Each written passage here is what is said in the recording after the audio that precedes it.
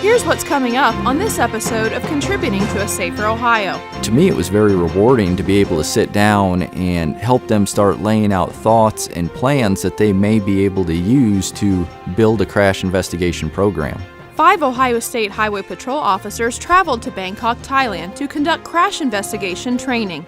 Also on this episode, members of the deaf community actually helped us to produce this video, and so there's a lot of buy-in and support from individuals who we hope will benefit from it. Individuals who are deaf or hard of hearing have the opportunity to obtain a commercial driver's license with a hearing exemption.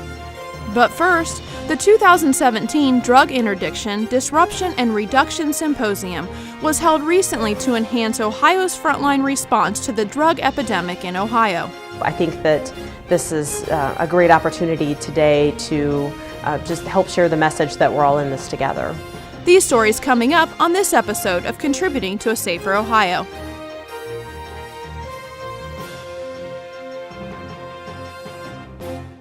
According to recent reports, overdoses are now the leading cause of death of Americans under the age of 50. In Ohio, more than 4,000 people died from unintentional drug overdoses last year, a 36% increase from 2015, when the state led the nation in overdose deaths. To enhance Ohio's frontline response to the drug epidemic, more than 200 law enforcement, public safety advocates, prevention and treatment providers attended the 2017 Drug Interdiction, Disruption, and Reduction Symposium. The symposium was hosted by the Ohio Department of Public Safety, Ohio Department of Mental Health and Addiction Services, the Ohio National Guard, and the Ohio Task Force Commanders Association. Director Scott McRory of the El Paso Intelligence Center, also known as EPIC, served as the keynote speaker. Director McRory offered his national perspective of the opiate crisis and overall challenges facing law enforcement, treatment, and healthcare providers. This opioid abuse problem does not discriminate. If you are not affected by it today, chances are you will be tomorrow or the next day. The majority of us know somebody either personally or know somebody who knows somebody that has been affected by this.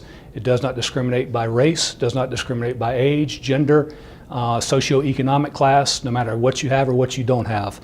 If you are homeless or if you live in a $1 million mansion, sooner or later you are going to be in some way either directly or indirectly affected by it. One entity by itself is not going to solve this problem. We cannot arrest our way out of this problem. It's an addiction. The people who take these prescription medications. So it takes the prevention and education side to get to our younger population, high school kids, teenagers, even as young as 12 years old, to educate them on the dangers of using these types of narcotics that can lead to other addiction issues, overdose, and potentially death. And then working with the enforcement to cut off the supply of these medications, and also the treatment aspect to get people who are addicted to hopefully recover from it. The Drug Incident Summary Collection Overview System, also known as DISCO, was recently developed exclusively in collaboration among the Ohio Department of Public Safety, Ohio's 41 drug task forces, and EPIC. DISCO serves as a national model for data collection and illustrates how states and federal drug enforcement operations can combine resources. DISCO will roll out nationwide after being fully utilized by Ohio. It was designed specifically by collaboration between EPIC and the state of Ohio as a statistical model to gather the information relating to the amount of overdoses, the types of narcotics that are being overdosed on, where it's happening, the amount of Narcan or naloxone that is used to help bring back an individual, in order to identify where these overdoses are occurring, to dedicate resources and money to fight the problem. Partnerships are also critical on state, county, and local levels to aid in the fight against opioid abuse. The director of the Ohio Department of Mental Health and Addiction Services, Tracy Plauck, explains. The governor's office has established the governor's cabinet opiate action team. Our department's a member, as is public safety, health, pharmacy board, many of the other regulatory boards, Medicaid, etc. It was an expectation from day one that we collaborate and work together on behalf of all the citizens of Ohio on this issue. We meet and discuss what is happening around the state in terms of challenges related to prevention, treatment, interdiction, and share some thinking about resources and support each other in next steps. Specifically, thinking about treatment as an example, we've partnered with county jails and the ADAM boards to help expand both mental health and addiction treatment in 38 counties now for people who have been arrested and are ready to seek treatment. That's a positive step forward. We also partner with drug courts all over the state to help provide not only the funds for clinical services and recovery services, but also administrative support to the courts. We are continuing to refine our efforts every day in partnership with communities all around the state. For more information on Ohio's fight against opioid abuse, please visit this website.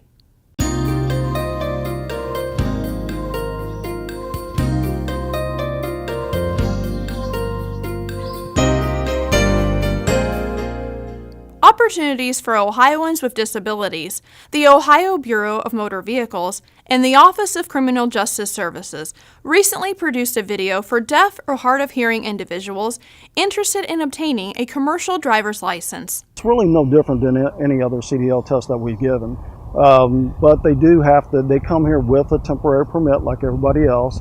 They do have to take the pre-trip test and the skills test and also the road test. The only difference is they have an interpreter that they bring, and the interpreter actually gives them instructions on what to do for each step of the test that we give.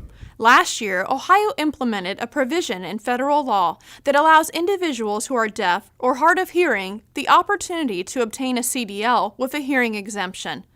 The state agencies partnered to develop procedures for individuals who qualify for a hearing exemption waiver to train and test for a CDL. The biggest reason behind the video is just to make sure that we're creating opportunity, that now someone who has hearing loss in Ohio has the cooperation of 3 different levels of state agencies really just helping to put them in the driver's seat. The video uses American Sign Language to communicate with those interested in learning more about the steps needed to obtain a CDL. The video can be viewed on the agency's websites.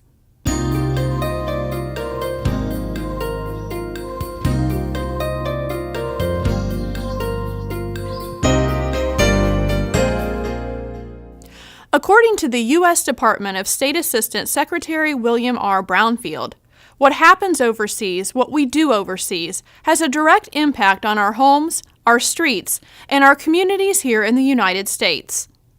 When it comes to investigating crashes, the Ohio State Highway Patrol is recognized internationally as one of the best law enforcement agencies in the world.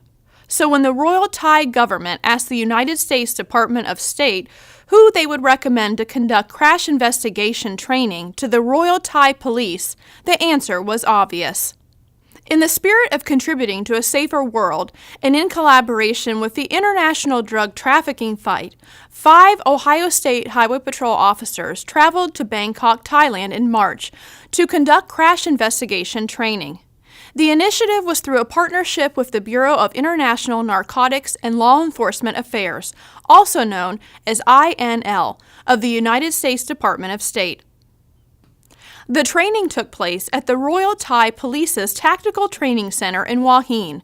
The project is designed to increase the capacity of the Royal Thai government to combat transnational and other crimes that threaten Thailand and regional security.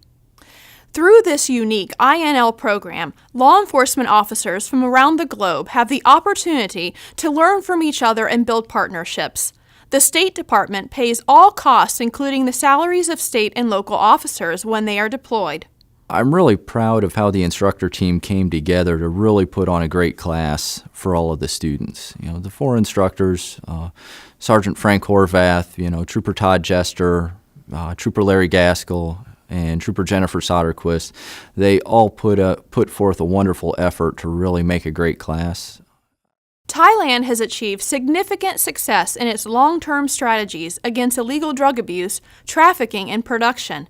However, its criminal laws, criminal justice institutions, and investigative capabilities need improvement in order to respond more effectively to transnational and domestic criminal threats. Drugs obviously have got a part in traffic crashes everywhere. You know, Ohio is no different than any other place, or Thailand. They have drug-related crashes there. And the proper investigation of a crash can lead to criminal charges or ways to try and combat the problem itself to prevent some of these crashes from happening. The people of Thailand experienced the second highest amount of traffic fatalities in the world, and the Royal Thai Police had never received training in traffic crash investigations. By contrast, the patrol investigated more than 63,000 traffic crashes last year alone. Our classes were comprised of the forensic police officers. I was surprised to discover that they never respond to crash scenes or do any type of scene evaluation. I couldn't imagine investigating a crash and never appearing on scene. I was also surprised by their lack of knowledge in reference to the interior of a vehicle. They only examined the exterior and were never exposed to the link between occupant injuries and damage to the interior of the vehicle. The interior examination is important because it can lead to drug interdiction. As troopers, we need to use that knowledge and experience to aid in our war on drugs. They didn't have a lot. They were doing measurements, things of that nature, with nylon tapes, taking as many measurements as I would with a total station. You know, they really took everything that they had and they put it to good use. There was nothing that was wasted. In September 2012, the patrol became one of the first state law enforcement agencies in the country to sign a partnership agreement with the INL. Through the INL program, patrol officers have conducted operational and core values training in Suriname, Guyana, and Ghana. Additionally, the patrol hosted a visit from the Ecuador Transit Police in June 2012. Collaboration within law enforcement and the sharing of ideas and techniques is at the core of the INL program. What surprised me the most would have come when we were going over the section about math formulas. Some of these officers there had a very in-depth knowledge of science and in particular physics. When we were teaching them mathematical formulas to calculate speeds, there were students in the class that were actually able to derive their own formulas after only a few moments of instruction. And this really showed their background. These officers were they all came from a background with degrees in some form of science. If another country had education or techniques that could benefit our agency, I hope we would be receptive to that benefit. We may have been halfway around the world dealing with the officers over there. You know, once we got to know each other a little bit better and some of the nervousness kind of wore off, we found that there was very little difference between us. You know, the color of the uniforms changed, but you know, we were all law enforcement officers inside. I met many unique people, and each one made their own impression on me. Even though this detail had its challenges, it was still an experience of a lifetime.